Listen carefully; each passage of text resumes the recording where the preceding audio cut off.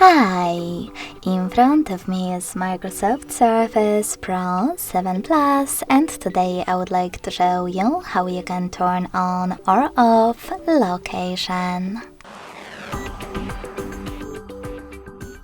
Begin by going into Devices Settings and clicking on Privacy and Security. Following that, you need to scroll down and tap on Location.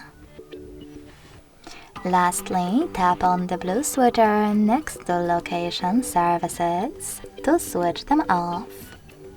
You can turn them back on by choosing the same, now white switcher. Thanks so much for watching. If you enjoyed this video, smash that like button, comment and subscribe. Bye!